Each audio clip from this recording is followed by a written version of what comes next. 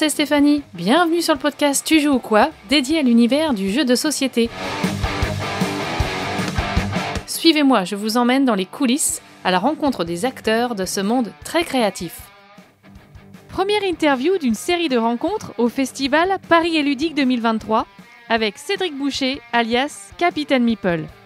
En 2018, il a l'idée complètement folle d'organiser en seulement quelques mois une croisière ludique en Méditerranée.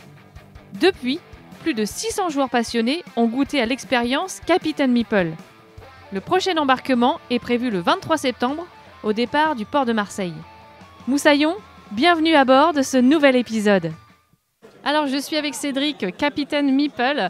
Ça me fait très plaisir de te voir sur ce podcast. Bienvenue. Merci Stéphanie, bienvenue à toi également. Ravi de t'accueillir. Eh bien, écoute, je ne sais pas si je dis capitaine ou si je dis Cédric. Qu'est-ce que tu préfères ? Tu peux dire Cédric, tu peux dire capitaine. Je me suis habitué à ce qu'on m'appelle maintenant beaucoup capitaine en fait. Ouais, voilà. C'est ça. Alors dis-moi, capitaine, comment est née cette histoire de Capitaine Meeple ? Raconte-moi un petit peu les débuts. Alors les débuts, c'est très simple. On est en 2018 et moi je passe pas mal de temps en tant que visiteur dans les festivals et je constate globalement qu'avec l'engouement et le développement, les festivals deviennent un peu à l'étroit et les conditions de jeu sont plus optimum. On patiente pour avoir une place à une table. Quand on est avec un groupe d'amis, parfois on est obligé de se séparer pour jouer ensemble. Il y a du bruit. Et donc je me dis c'est quand même un peu dommage. Et surtout ce que je constate, c'est que autant j'adore continuer à déambuler dans les allées, rencontrer, discuter, autant je prends moins de plaisir à jouer. Okay. Et puis de cette frustration, je me dis c'est quand même dommage, finalement, qu'est-ce qui manque ? Et puis dans le même temps, moi j'ai la chance d'organiser régulièrement chez moi ou d'être invité à des week-ends jeux.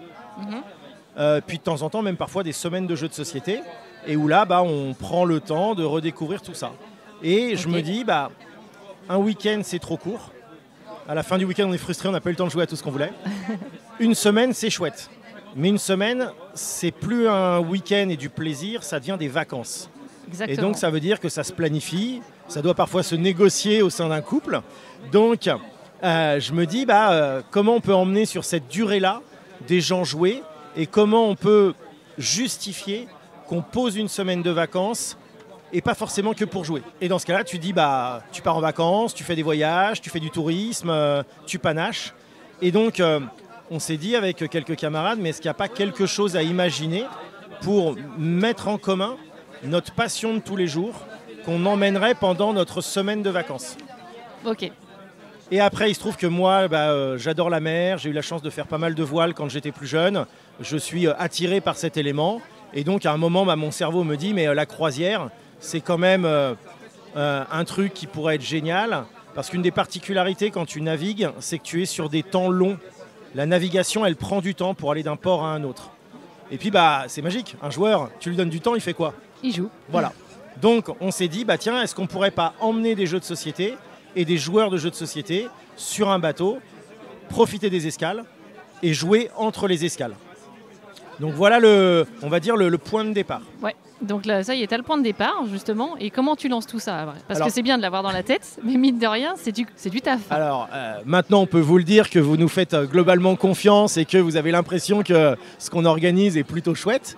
Je lance le truc. Pour l'anecdote, alors c'est marrant, on est à PEL.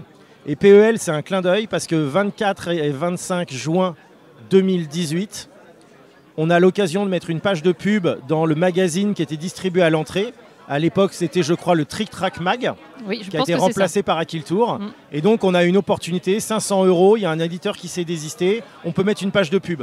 Donc, on y va, on bombarde, on distribue le magazine à l'entrée. Et en fait, on n'était encore jamais monté sur le bateau. Mais il y avait déjà la pub.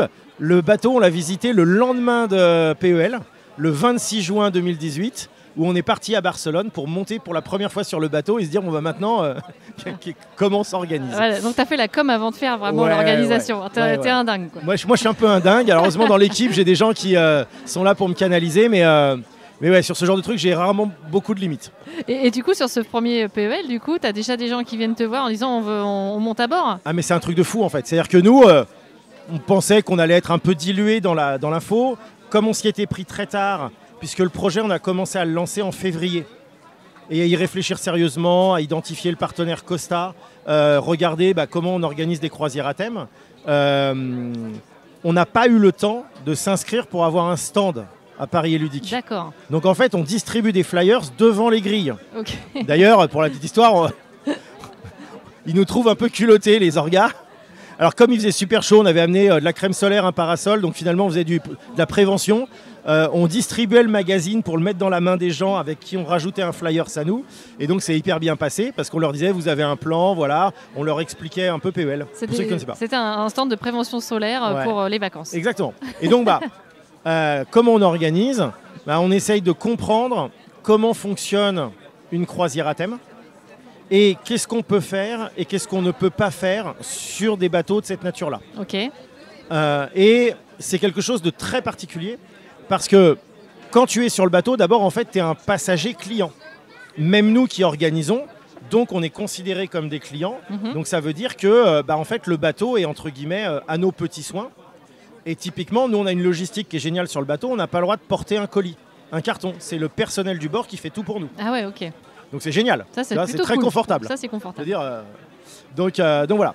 L'autre chose en revanche, c'est qu'il faut qu'on cohabite sur le bateau avec tous les autres passagers et surtout qu'on intègre très rapidement toutes les contraintes. Et les contraintes sur un bateau, c'est qu'il n'y a pas forcément beaucoup de place et que les espaces, s'ils sont présents dans le bateau, c'est qu'ils ont une fonction. Donc ça veut dire qu'au moins à un moment de la journée, ils vont être utilisés pour telle ou telle activité. Ok. Et donc, il faut qu'on soit super souple, super agile et en fait très très light. On ne peut pas installer des barnums, on ne peut pas installer des PLV, on ne peut pas mettre des kakémonos. Voilà. Et très vite se pose la question de où est-ce qu'on met les jeux, puisqu'on avait un petit millier de jeux sur la première édition. Parce que à un moment, on leur dit c'est pas grave, on va amener des Kallax. La Kallax, ça parle à tout le monde. Sauf que là, il faut que tu envoies la fiche technique. Puis on te dit, non, un meuble Kallax n'est pas aux normes de prévention incendie, donc il n'est pas habilité à monter sur le bateau. D'accord. Mais comme le bateau, on doit le partager, je ne peux même pas mettre un scotch quelque part et mettre une affichette. Parce que sinon, le bateau, il va le nettoyer dans les 2 heures qui suivent. Donc voilà, c'est tous ces petits détails. Et donc finalement, on se recentre sur les activités ludiques. C'est où est-ce qu'on a des espaces qui nous sont dédiés 24 heures sur 24, 7 jours sur 7, ou bien est-ce que sur des plages horaires, on va avoir accès à tel ou tel lieu du bateau, parce qu'à ce moment-là, le bateau n'en a pas besoin. Et c'est comme ça se négocie comme ça, du coup ? Ouais, ça se négocie. Alors en sachant que par contre, il y a un principe qui est génial, c'est que par défaut, ils vont te dire, tout ce dont on n'a pas besoin à tel ou tel moment, vous pouvez vous en servir, puisque de toute façon, c'est sur le bateau, le personnel technique est là, le matériel est là, donc c'est à disposition. D'accord.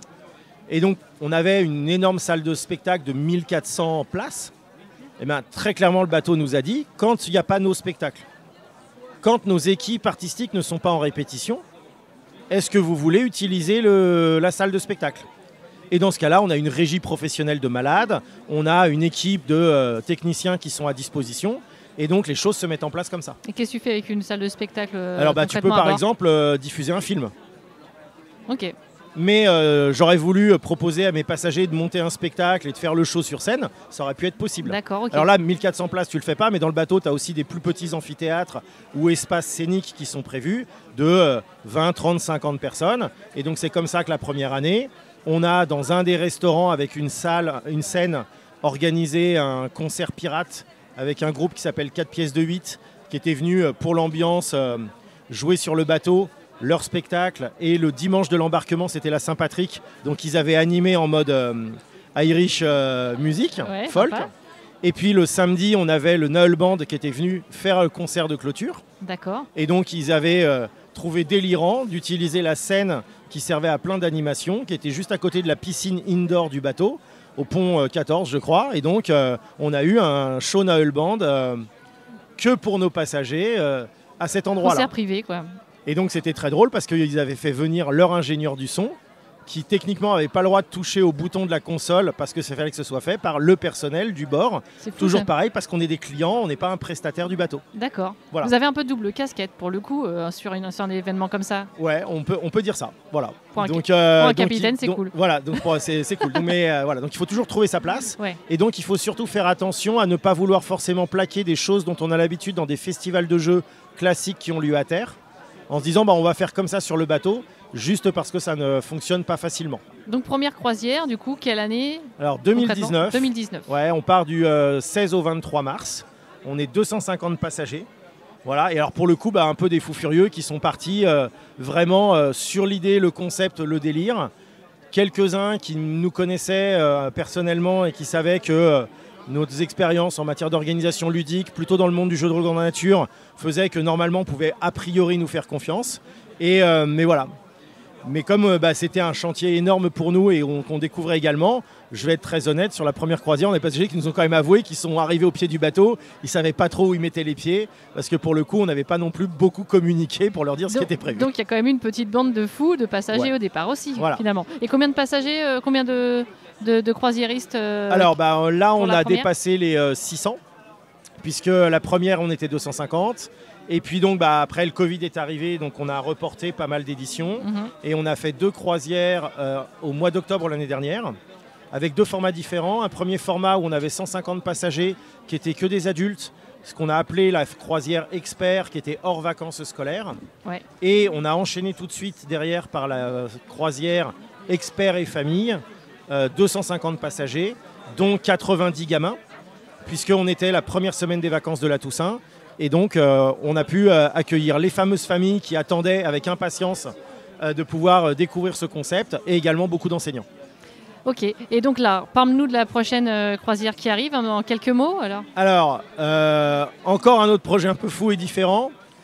Cette année, il se passe au mois de septembre et début octobre en France la Coupe du Monde de rugby.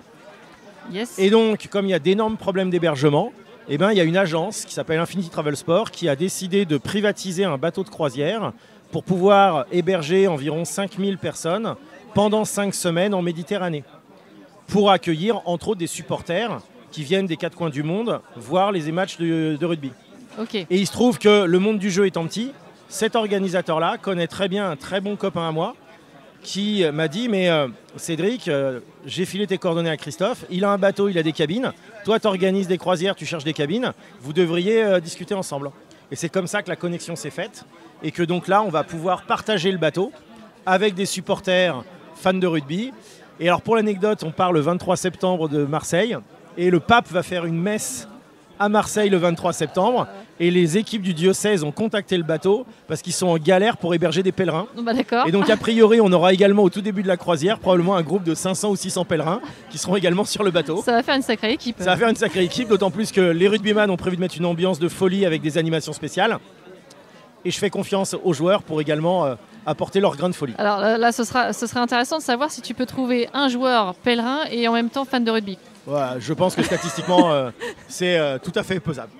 Voilà. Tu me diras si tu as trouvé. Et alors, du coup, comment ça s'organise tout ça aussi? Donc, tu m'as parlé de toutes ces contraintes, etc. Mais après, il y a tout ce qui est effectivement animation. Tu proposes des choses ludiques à chaque escale. Voilà, qu'est-ce que tu proposes et comment ça s'organise? Alors déjà, rendons à César ce qui est à César.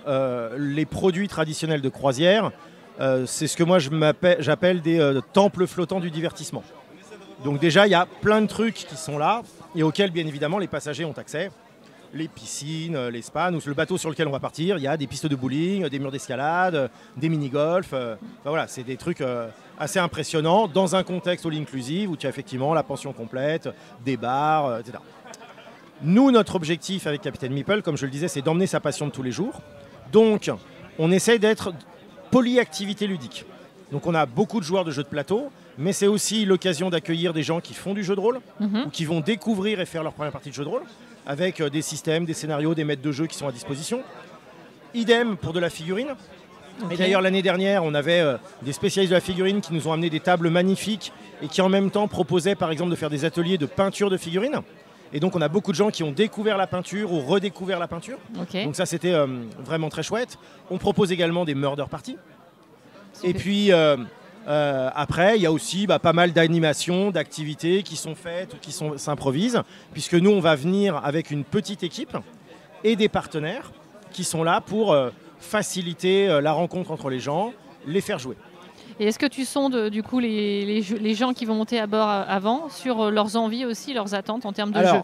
J'ai envie de dire oui, on les sonde, mais on n'en tient pas forcément. Okay. Non, en fait l'idée c'est que... Non, mais si tu t'aperçois que sur les 80% de passagers de la croisière, effectivement il y a des joueurs de figurines, voilà, ça peut... Voilà, non, alors on est d'accord. En fait le problème c'est qu'il faut que nous on soit vigilants pour ne pas embarquer préparer des activités qui finalement n'ont pas leur public parce que on a mis probablement des ressources, du temps, des moyens, des animateurs sur des trucs qui ne fonctionnent pas. Et paradoxalement, chaque activité est un peu en concurrence avec toutes les autres. Mais d'un autre côté, on sonde les passagers, mais on veut leur garder quelques surprises. Donc, on ne peut pas forcément tout leur dire avant.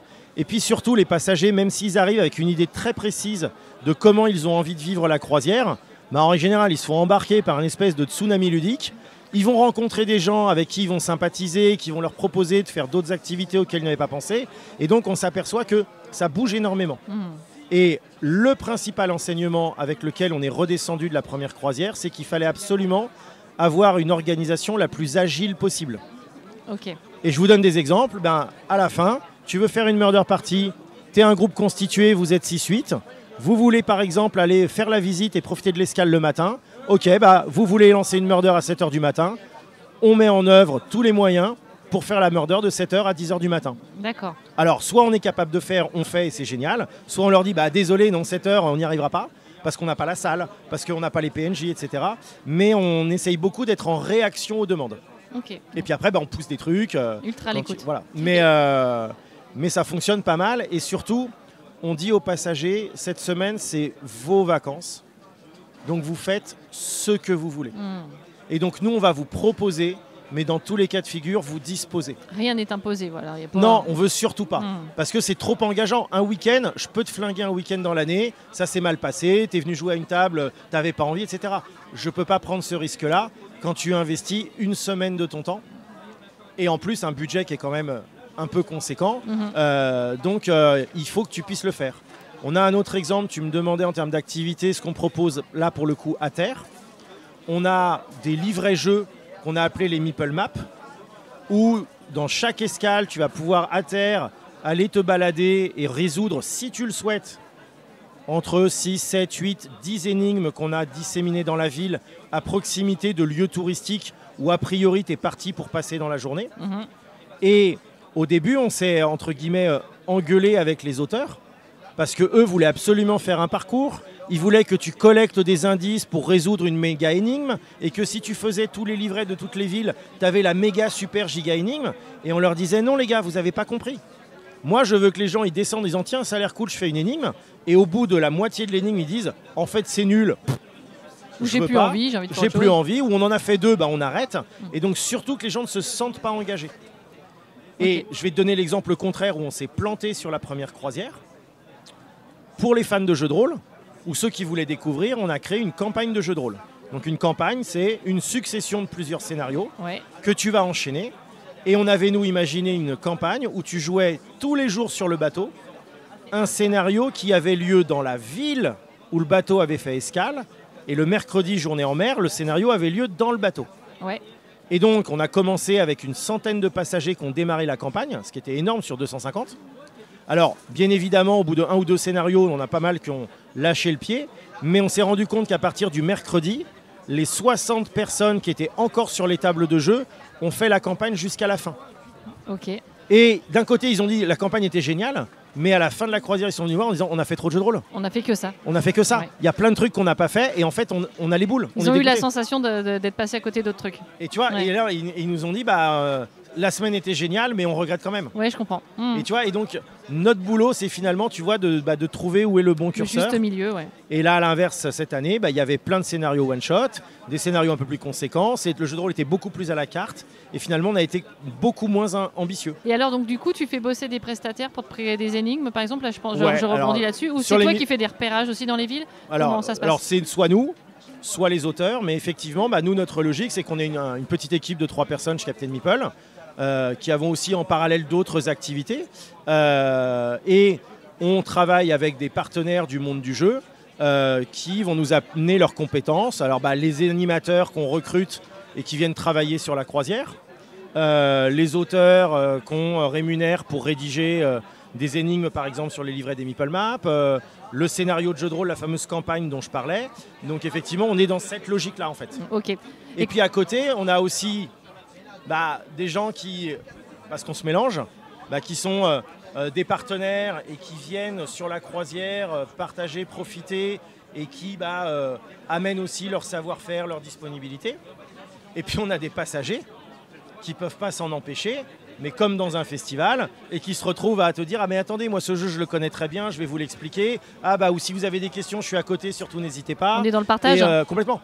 Et voilà. Et pour les jeux justement, c'est des partenariats avec des éditeurs? Ouais, alors on a les éditeurs francophones qui nous ont bien identifiés, qui nous soutiennent énormément et qui nous envoient beaucoup de jeux sur la croisière. Et puis on a une équipe magique autour de Yann, qui est un de nos animateurs, qui est un carnet d'adresse international de folie, Romain Bré du Labo des Jeux et Jonathan du Renard Ludique, qui, pareil, tu vois, c'est des partenaires sans être des partenaires, qui animent aussi ce réseau international.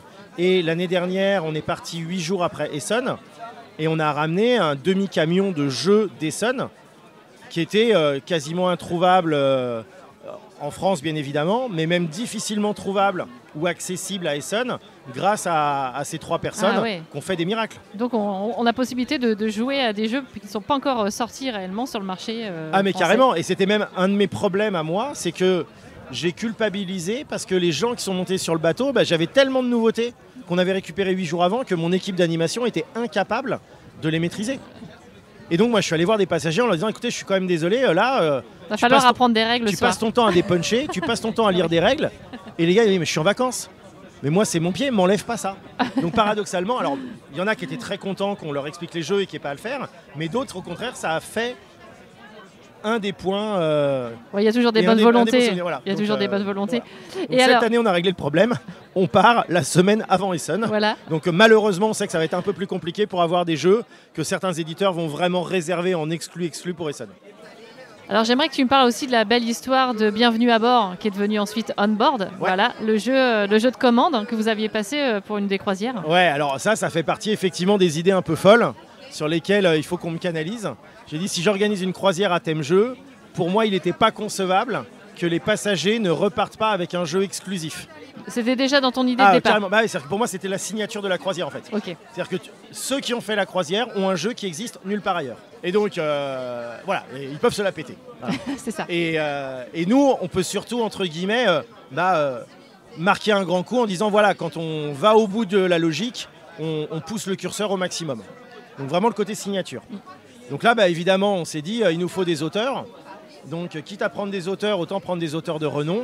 Il se trouve que, de fil en aiguille, appartenait, donc 9 mois avant la croisière, je partage quelques journées dans un gîte avec plein de copains, dont Théo Rivière. Okay. On commence à discuter. Et Théo me dit, moi j'ai une société qui s'appelle Kaidama, avec Antoine Boza, avec Corentin Lebras, avec Ludovic Maublanc. Et dans le cadre de cette société, on répond à des commandes. J'ai dit, Banco, moi je te commande un jeu. C'était tout trouvé. Voilà, exactement. Et le jeu, on va l'appeler Bienvenue à bord. J'en avais déjà l'idée. C'est un jeu de croisière. C'est un jeu exclusivement pour 2 joueurs parce qu'on vendait des cabines essentiellement doubles. D'accord. Et l'idée, c'est de recréer quelque chose dans l'univers de la croisière. Voilà, donc ça c'est le thème les données de départ, quoi. Et ils avaient carte blanche ensuite. Ils avaient carte blanche. Alors après, je leur ai demandé d'être raisonnable. On prévoyait de faire que 500 exemplaires. Et surtout à l'époque, on n'avait pas du tout l'idée d'en faire un développement et un jeu commercial. Donc on se voit à PEL en juillet. Au Flip en juillet. Donc là, avec Théo. Quelle année? Dès la première année? 2018. Ah ok. 2018. Ah oui, dès la première. Ouais. On lance la com à PEL le 24 et le 25 juin. On visite le bateau le 26 juin. 15 jours après, on est à Parthenay. Je rencontre Théo. Et je dis à Théo, écoute, de toute façon, nous, on continue avec notre table et nos flyers à aller dans les festivals. Dans un mois, on est à Bruxelles Games Festival au Parc du Cinquantenaire. Ils nous ont autorisé à mettre une table devant parce que toujours pareil, on s'y est pris trop tard, il n'y a pas de stand. Et Théo me dit, ok Banco, je te montre la version 1 du proto au Bruxelles Games Festival. Ouais, donc ultra réactif quoi. Ouais. Et moi après je viens du monde du B2B et de la prestation de conseil en entreprise. Donc moi j'ai l'habitude que ça aille très très vite. Okay. Donc moi ça ne me surprend pas. Et donc il me présente un premier prototype sur un coin de table à la buvette autour d'une bonne bière. On découvre le jeu, premier contact plutôt positif. Voilà. Et puis là on donne quelques idées, on réagit pour que ce soit plus en lien avec le thème. Et Théo et Kaidama revoient leur copie. 15 jours après on a une V2. Et on se dit, maintenant, la prochaine étape, c'est rendez-vous à Essonne. Et à Essonne, j'ai une V2 bis ou une V3 du proto qu'on joue sur une table dans le grand hôtel qui est devant le Metz à Essonne. Et là, on valide quasiment la version définitive, puisque derrière, il faut finir la PAO et lancer la production. Oui, parce que ta croisière était en mars. Était en mars. Donc là, Essonne, on est en octobre. Ouais. Donc il reste 4-5 mois. Et donc, étape définitive, on présente le prototype à Cannes 3 semaines avant le départ, en même temps que ce prototype qui tourne sur les tables est en train d'être imprimé. Donc tu as eu des retours de joueurs aussi directs de ce prototype sur Cannes. Ouais. Exactement. D'accord. Donc ça a réagi très très vite. Hein. Ça a réagi vite. Alors après, nous, c'est un petit jeu qui est assez simple. Alors rappelle-nous vite fait le pitch. Donc on board, le pitch, c'est très simple. Vous incarnez un capitaine et vous êtes en compétition avec un autre capitaine pour organiser la croisière la plus plaisante pour vos passagers. Et donc, vous allez devoir ouvrir des cabines pour accueillir des passagers. Et les passagers, selon leur profil, vont vous permettre de déclencher des stratégies de victoire. Et le twist du jeu, la très bonne idée, et en plus, ce qu'il faut savoir, c'est que là, on est en 2018. Donc, à l'époque, il y a encore très peu de roll and write. Ouais. Alors, nous, on l'appelle un flip and write. Puisque là, en fait, il y a 60 cartes que les joueurs vont se partager tout au long de la partie. Ce qui fait que tu ne sais jamais avec quelle carte tu vas pouvoir élaborer et optimiser ta stratégie. Oui, ce qui est malin, c'est je choisis, mais je te laisse l'autre. Et donc, à chaque tour de jeu, parmi 3 cartes, le répartiteur va en mettre 2 d'un côté et une de l'autre. Et c'est son adversaire en premier qui choisira quel paquet il prend et quel paquet il laisse. Oui, ça, c'est très malin, ça. Ouais. Et donc, ça crée beaucoup d'interactions. Et en fait, ce qui est génial, c'est que tu joues perpétuellement parce que même quand c'est l'autre qui partage, tu t'imagines à sa place, voire tu essayes de l'influencer pour qu'il te laisse les cartes dont tu as besoin. Voilà. Ouais, c'est très très malin. Et alors, comment ensuite, effectivement, de ce jeu dédié aux passagers, tu en as fait un jeu commercial parce qu'il y a eu une demande, en fait. Ça t'a dépassé, en fait, un peu derrière ? Ouais, ça nous a dépassé. Alors, c'est-à-dire qu'on avait le jeu, on a offert 250 boîtes aux passagers et il en reste 250.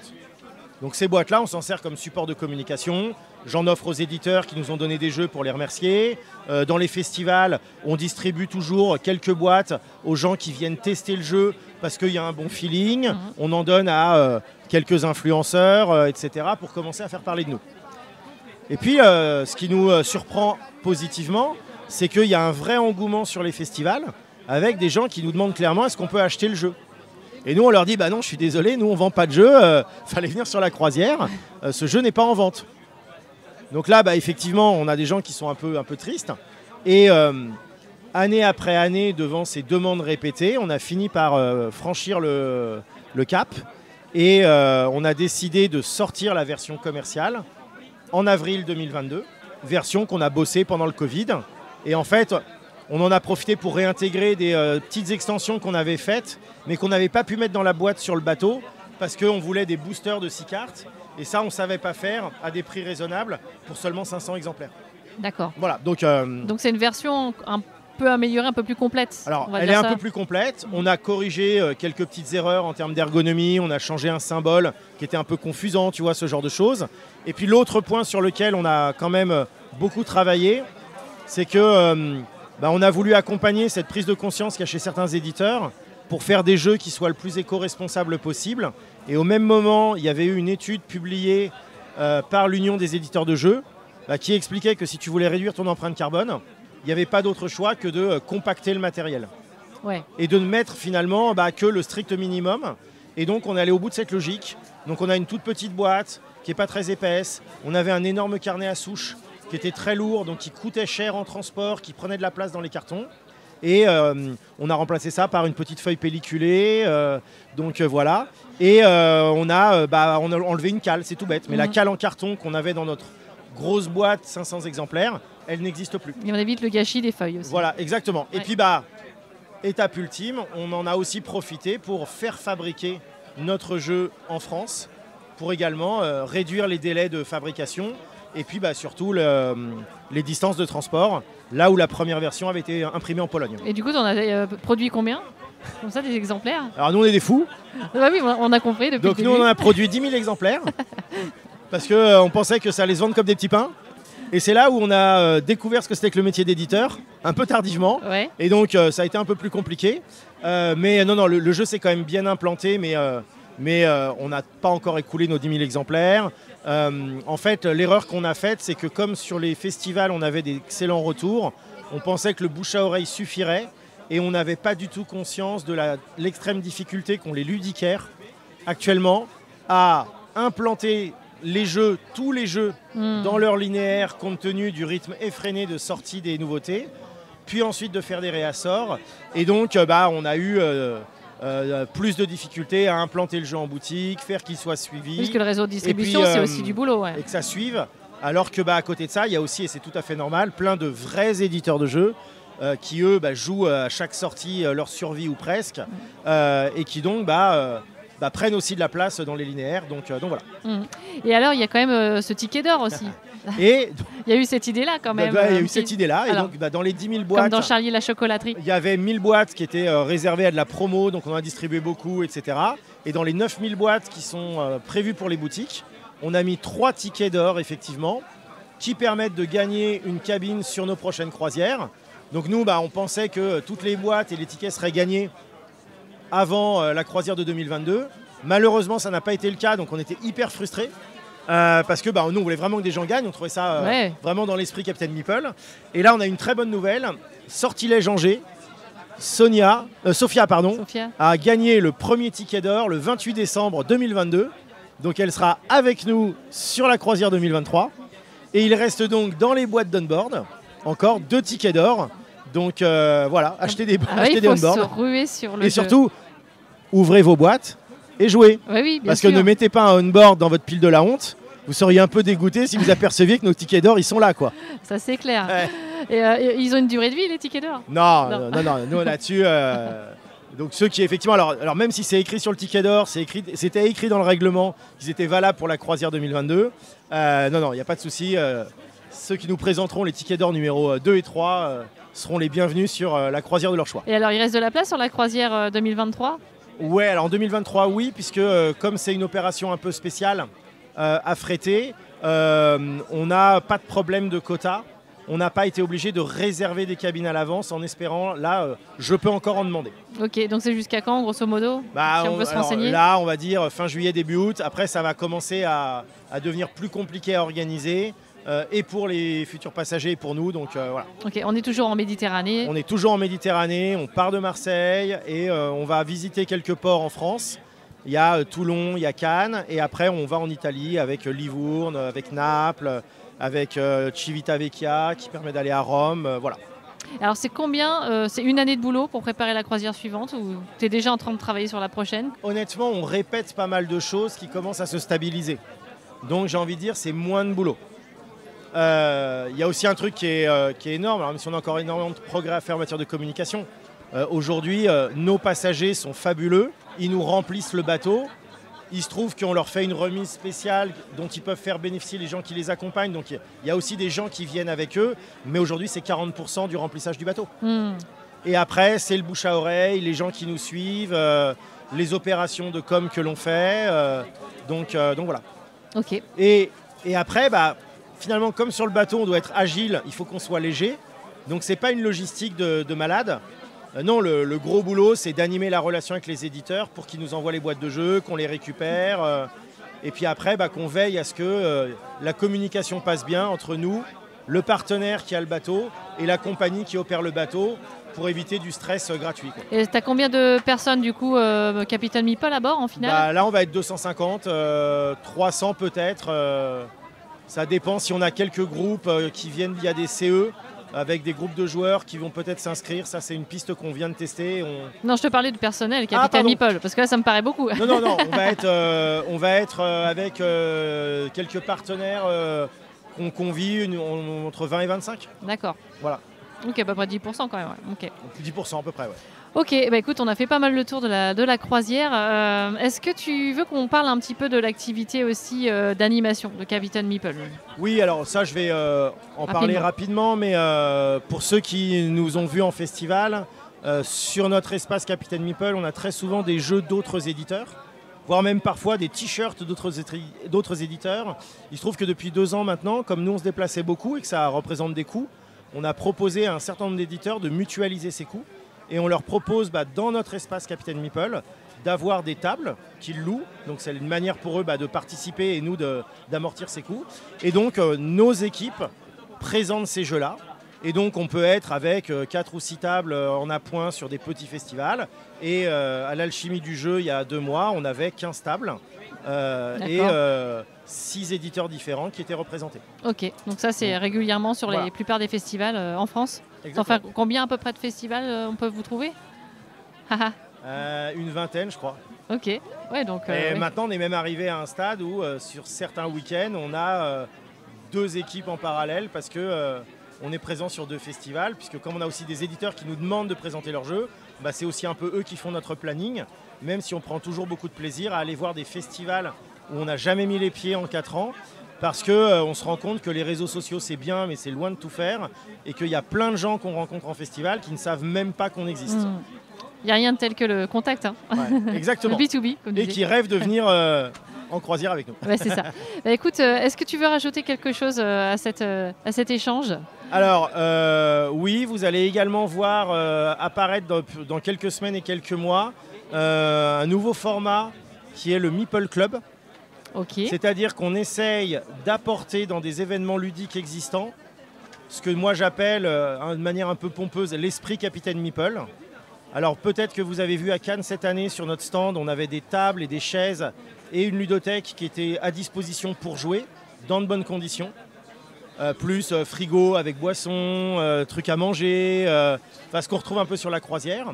Et là, à Parthenay, pour la 2e année consécutive, on va avoir un local de 100 mètres carrés, des animateurs, des nouveautés et pareil, des conditions qu'on veut les plus confortables possibles pour jouer, avec toujours cette idée d'être au service des joueurs, c'est-à-dire qu'on ouvre le matin et on ferme quand le dernier joueur souhaite partir. Ok, donc, ça peut durer longtemps.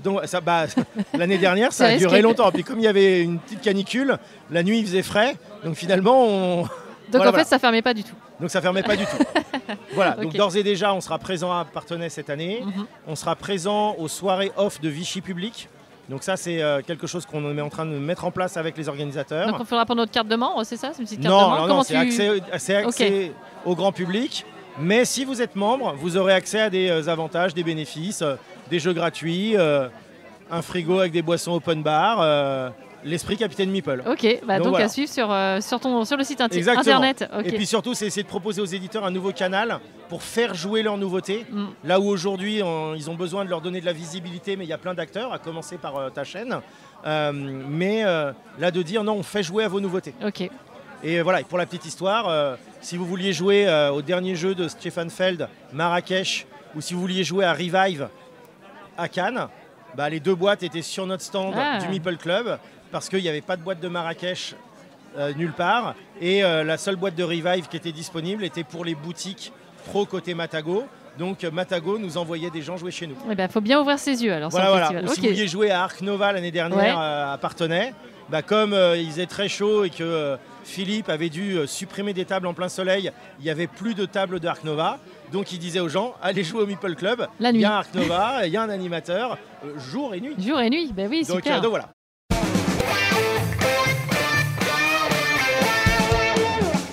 Je te propose de terminer ce podcast par un petit portrait chinois ludique. On y va. Voilà, c'est 3 petites questions. Parce que forcément, tu es un joueur. Oui. Voilà, ça se pose même pas la question. Donc, si tu étais un mode de jeu, lequel serais-tu? Plutôt solo, coopératif, semi-coop, compétitif? Alors, clairement compétitif. Et pour moi, il faut que tu retires solo de ta sélection. Parce que pour moi, un jeu de solo n'est pas un jeu de société. Ouais. Mais voilà, ça c'est un parti pris. Voilà. Donc, chers éditeurs, arrêtez de mettre des modes solo dans vos boîtes de jeux, quoi. Je comprends pas l'intérêt. Ouais. Ça, si tu te fais larguer du jour au lendemain et puis que tu as envie de jouer à ton jeu quand même. Si tu te fais larguer, tu vas trouver des gens avec qui jouer et comme ça tu seras largué moins longtemps. C'est vrai, je suis bien d'accord avec toi. Il y a peu de chances que tu te remaques avec ta boîte de jeu en fait. C'est vrai. Si tu étais une mécanique de jeu, est-ce qu'il y en a une particulière qui te définirait bien? Alors moi j'aime bien tous les jeux à mécanique. engine building, où tu vas mettre en place une stratégie avec de la gestion de ressources, essayer d'optimiser tout ça. Donc voilà, moi, à titre perso, je suis plutôt un joueur d'Eurogames, quoi. Voilà. Ok. Et alors, si tu étais un auteur de jeux de société? Cédric Bouchet, auteur de jeux de société, parce que moi, je crée des jeux depuis une vingtaine d'années qui sont des jeux de formation. Voilà. Et puis, j'ai également eu l'occasion de collaborer à pas mal de jeux, alors souvent sous l'angle du regard critique, test de proto. Et puis, j'ai également répondu à quelques commandes de jeux, donc voilà. Ok, écoute, à refaire un podcast spécial là-dessus alors. On pourrait. Ok, ça marche, je note. Et alors, dernière question, est-ce que tu aurais quelqu'un à me conseiller, à interviewer pour un prochain podcast? Elle est terrible cette question. Alors, j'essaie de prendre 15 secondes de réflexion pour faire une réponse intelligente. Je me mets la pression. Alors, j'ai envie de dire,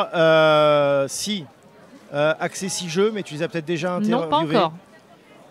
Qui est une association qui milite pour rendre les jeux accessibles depuis des années, qu'on voit en festival, qui reformate, redesign des jeux pour les rendre accessibles aux non-voyants ou aux malvoyants. Depuis quelques mois, ils travaillent très activement pour mettre en place, avec des éditeurs qu'ils souhaiteraient, un label pour rendre les jeux plus accessibles pour les daltoniens. Ok. Donc là, il y a beaucoup de choses qui passent. Je sais qu'ils ont régulièrement des parrains qui sont des auteurs de jeux. C'est Théo Rivière, voilà, il y a eu Théo, je sais que Roberto Fraga aussi fait pas mal de choses avec eux. Donc j'ai envie de dire, c'est important de mettre en lumière tout ça. Mais je vais aussi en profiter pour vous dire que l'accessibilité, c'est pas que les malvoyants ou les non-voyants. Et je dis pas ça parce que je suis borgne. Et donc je me sens concerné. Mais par exemple, dans le sud de la France, à Montpellier, à Toulouse, on voit des interprètes en langue des signes qui sont disponibles pour les tables, qui sont identifiés visuellement avec des ballons gonflables. Donc tu les vois.